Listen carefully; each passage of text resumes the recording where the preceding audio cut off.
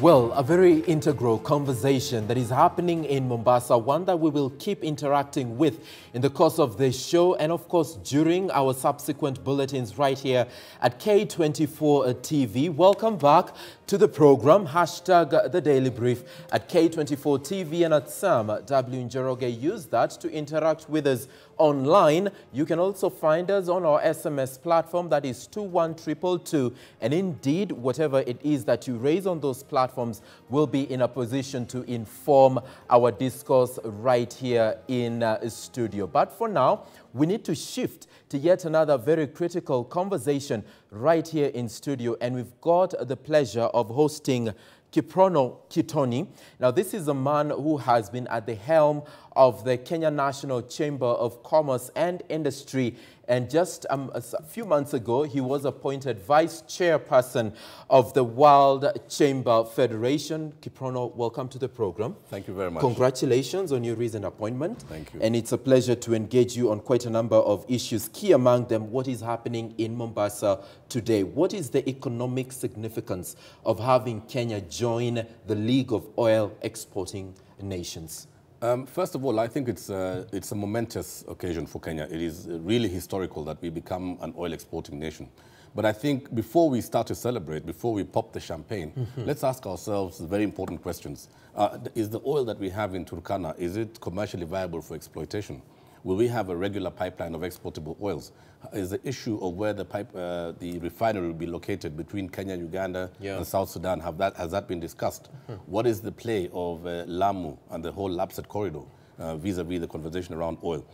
Put all that aside, I think it's great for us to be an oil exporting nation. But remember that there's been very many times that the debate has been held about, is oil a boon or a bane? And you know, there's examples of best practice like Norway. Norway was a very poor fishing country. It was a middle-income, regular, run-of-the-mill European country. They discovered oil. They have a very, very effective sovereign fund. They have uplifted their GDP to become the wealthiest nation in the world. And they have basically used oil to leverage themselves into a phenomenally successful nation.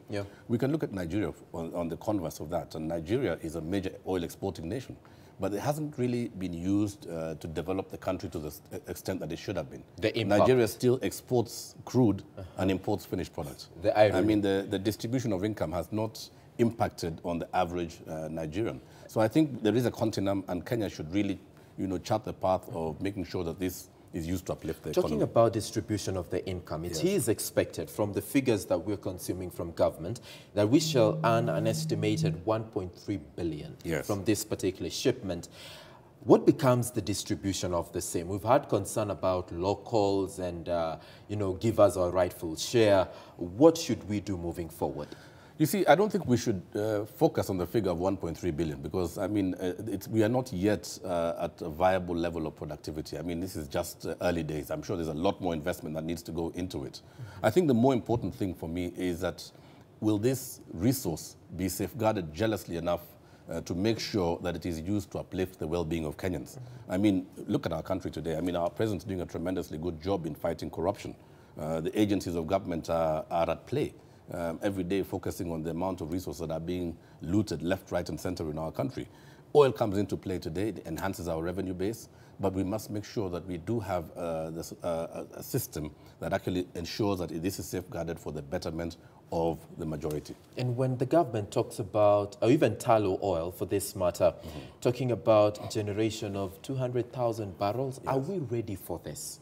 At the end of it all, are we ready for it? I think as a nation, you see, there's a lot of developmental needs. I mean, Kenya is today, I mean, with or without oil, Kenya is on the path to becoming a great nation in this continent of Africa. I have had the privilege of traveling in the position of the chamber presidency, in which I held for 7 years. I've traveled to 73 countries and I've traveled to over 20 African countries. I can tell you, Kenya, despite all the challenges that we face, this is a great nation. We are on the path to greatness, with or without oil. Oil will it'll be a wind-assisted victory for us. I mean, we will be able to move faster to where we should be. But then again, that depends very much on whether or not we can safeguard this for the betterment of the general population. Kiprono, let's shift our focus a bit to the ongoing 2019 population and housing census. Yes. And the generation of the figures therein, in light of national planning, how important is this exercise, even from an economic point of view? You ask a very important and fundamental question. I mean, we are going through a census. A census is always a good exercise to conduct because it informs you on very many things. First of all, you are able to determine the size of your population. You're able to determine the number of taxable adults that you have in your nation. I mean, Kenya for many years has not been able to go past the glass ceiling of having 4 million taxable accounts. Yep. And I, in the Chamber of Commerce, for many years that I served there, I've been arguing that rather than deepen tax collection, we need to broaden the base. And we need to create more opportunities. And devolution was actually intended to devolve opportunities economically. So we need to broaden that and really collect taxes from more people to be able to run the developmental affairs. It also helps because you can focus your economic needs. I mean, you can be able to ensure that you have sufficient housing, you have sufficient electricity, food, and etc. So government is much more targeted in its agenda to uplift the standards of the common people. You also be able to, many times, figures have been bandied about the level of unemployment that we have in Kenya.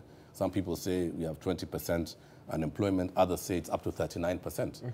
And you see, through a census, you will be able to actually put a finger on the exact number of people that we have who are, or rather the percentage of unemployed people in our country. Right. And yeah, so it helps in very many ways. Do we need to rethink, though, how we are going about it moving forward? You see, there's a big debate today about the methodology. Is this the correct methodology? And I think the jury is still out. I mean, we are in the second day of the census, so it's too early to determine has it been a success or a failure. But I do hope, for the sake of our country, for the sake of the taxpayers like myself, that the exercise will be successful and that the outcomes of it will give us accurate information that will help our government to determine how we allocate resources effectively. But having said that, we are in the age of big data. I mean, it is possible to actually collect much more data that we can using other means. I mean, we look at countries like Finland and countries like Sweden. They moved away from actual census that involves the entire population by collecting data from other points, from the taxable adults, from the health requirements, I mean, usage in the health sector, right, from various other means, I mean, telecommunication networks, and give you fairly extensive data. So you see, even if we look, for example, at the political polling that takes place in our country, it's been fairly accurate, I mean, despite what people say. And they use a small sample size. So do we need to really knock on every door and collect that data? I would say that given the level of development our country is in, and still the fact that we have a fairly sizable illiterate population in our country and people who are very economically disempowered, it may be the right decision to go the way that we have gone. But let us wait and see the sort of data that comes out of this exercise and see whether it'll actually be the data that can be used to target and focus planning. Previous results, I'm very sure, is something that you've interacted with in the course of time. And one of the key components in terms of population characteristics is labor. Yes. And being a factor of production, how can we properly analyze and process the figures to ensure that we tap the right potential for economic growth? There are certain things that are as obvious as night and day. I mean, for example, the fact that our education system has actually churned out very well-educated manpower, but then who really don't have the opportunities to match the training that they have gone through. I'm extremely excited that as a country, we are now focusing on competence-based training. We are a country that has very many people with Bachelor of Arts, law degrees, sociology degrees, basic Bachelor of Science degrees. I'm not saying that they're basic and they cannot be used, but the reality is we have insufficient skills. We have insufficient number of plumbers. If you're looking today for a good plumber, if you're looking for a good mason, if you're looking for a good welder, there is a huge challenge. I mean, we don't have we have a huge unemployment, especially in the youth, but at the same time, we have insufficient skills. So you see, the competence-based training that we are now moving towards is actually going to ensure that we are churning out people that are actually going to meet a need in the society. So rather than go for white-collar employment, then they will be able to actually contribute to economic activity. And tying that to other events that we've consumed over time, we saw the Ministry of Education give a directive that some of these areas of study need to be capped in terms of enrollment.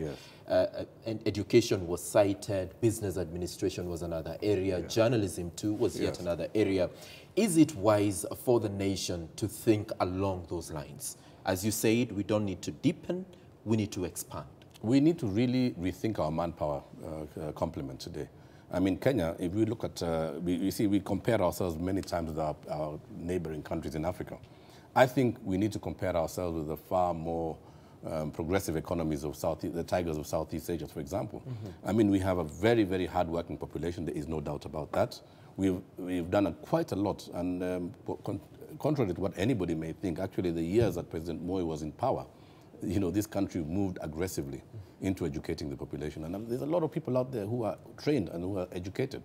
And I think we really need to rethink our manpower needs. I mean, what are the requirements? What are the basics that these people need to be able to go into gainful employment? How do we make sure that the curse we have today of youth unemployment is dealt with once and for all? Can we create industry? Can we look at the agricultural value chain? I'm really glad to see that the census is also focusing a lot of its questions on agriculture, because as part of one of the Big Four agenda, I do believe that actually one of the fastest ways that we can really springboard this country into a middle-income economy, as envisioned by Vision 2030, is by creating a renaissance in agriculture. So I'm glad to see that agriculture is one of the key questions that are being, for the first time, are being put forward in the census. But let me go back to the question of big data. I mean, Kenya today prides itself as a Silicon Savannah. We have the most successful telco in sub-Saharan Africa in Safaricom. Safaricom today, the amount of data that they have for their 29 million subscribers is phenomenal. We are able to conduct surveys even using those platforms to be able to establish exactly where our people are. I mean, we need, part of the census's role is to establish the economic well-being of the population. I mean, the number of vehicles per house, per homestead, the number of people who are in gainful employment, the number of people who are still in schooling and those who are employed, etc. I mean, the electricity, do they have metered electricity? Are they on alternative forms of power? I mean, I think it'll help the country and the government really determine the sort of social amenities that would best suit our growing population. We are expecting interim results in 3 months, the actual results in 6 months, and properly analyzed results in a year. What would you be looking for as an economist? What would you be looking for as someone who has been within the business sector for a very long time? I would look at, firstly, defocusing on the ethnic question. You see, a lot of people, especially the political class, will be waiting to see the outcomes, particularly from an ethnic sizing. And in many ways, that might determine the narrative for 2022. In my own opinion, I think we need to have a concerted effort in the political class to make this not the final outcome. I think we need to look at a broader template. We need to not use this as a political tool to determine who has what share of resources come the next elections. I think we need to be looking at the critical issues. I mean, the unemployment, the issues of housing, the issues of electricity, the issues of basic health care, the issues of access to communication equipment. We need to be looking at, you know, how many people have access to data on a regular basis. I mean, we need to use this to actually be able to determine the requirements, the needs of this population. The government and indeed politicians and even to some extent the corporate sector has been hit hard by an allegation out there that as much as the youth appear to be many, they've become a very romantic conversation to have, but when it comes to action and empowerment, it's very minimal is done around that area. So whatever information we get from this particular census, how can we process it to ensure that it benefits the young crop? What do you mean exactly? I mean, I am a bit lost. We will be doing this for the youth. We shall do this for the youth. There will be deliberate investment in this area for the youth. But really, there appears to be a disconnect between the intended purpose and what finally happens on the ground. I think it's back to policy. I mean, my thinking is that the purpose of such an elaborate exercise to collect data, and this is not purely an a population census, it is also an economic profiling of our people. I am persuaded to think that this is going to be used to actually come up with economic policies that will address the challenges that our society face. What are these challenges? I mean, we do have today the Big Four agenda, but I think the population census that is ongoing will actually even better focus, for example, the housing agenda. What is the density of the population? Which are the areas that require intervention in terms of low-cost housing? Where do we need to position more affordable healthcare, which is another Big Four agenda? What should we do with agriculture to ensure that the production and there is reasonable distance between production and consumption in terms of the agricultural value chain? So in manufacturing, where should we position our factories so we get cost competitiveness in terms of delivery of consumer products that are manufactured to the population? Where should we position the special economic zones that will benefit from a lower energy tariff in order for all these things to actually lead to an economic outcome that is desirable for our people? Will it be enough time for the Jubilee government to embrace the figures generated from this process and have them inform the Big Four agenda? Or is it a little too late for them? I think you're asking the wrong person, because I have been personally a little bit critical of aspects of the Big Four agenda. And in fact, I've had many discussions with, for example, P.S. Hinga in housing. Yeah. I think the Big Four agenda needs to be split into short, into medium and long-term objectives. It is very good to say that we would like to create 500,000 homes for our growing population. But to say we want to do this within the incumbency of the Jubilee government, in my opinion, is a tall order. I don't think that that is achievable. Firstly, because Kenyans are highly litigious, we embraced a new constitution a few years ago that gives people massive civil liberties. Today, I mean, land is a very emotive issue in Kenya. People want to go to court on any small issue. We don't even have a land commission in place until last week or the week before last. So by the time they go through the learning curve and start to be effective, it will probably take 6 months from now in order to resolve even the land that is the basic driver for the housing agenda. So in my opinion, I don't think the president needs to rush and say, I need to achieve this in the incumbency of my term. Yes. I mean, he can create the platform for us to achieve all these things in the fullness of time. If we say that between now and the expiry of Vision 2030, we have all the pillars of the Big Four agenda really firing on all pistons to ensure that we have vibrancy in our economy, it'll be good enough. Right. Yeah. It will be good enough. Short, mid-term goals but that let are me address, achievable. Yes. Let me address the issue of the timeliness of the outcomes of the census. Yes. The last census actually took a year for any information to come out. What does that do? It creates doubts, it creates speculation about the information and about tampering of that data. I think the government, particularly the CS of Interior and the CS of Information, they need to be very clear about the way this data is going to be handled in order for it not to be manipulated to determine a political narrative in 2022. That is a very crucial thing.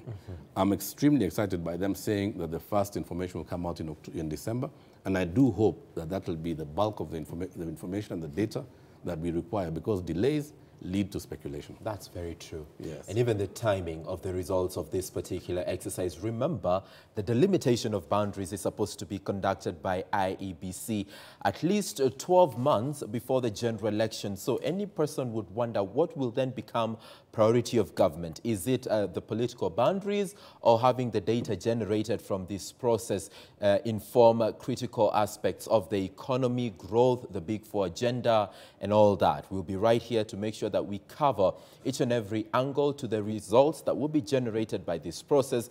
But for now, Kiprono Kittony, thank you so much for coming in for the show. Thank you. And it has been a pleasure hosting you right here on the Daily Brief. That is Kiprono Kittony, formerly the National Chair of the Kenya National Chamber of Commerce and Industry, and currently the Vice Chairperson of the World Chamber Federation. It has been an interesting conversation. We do hope that it will shape the discourse of the nation moving forward.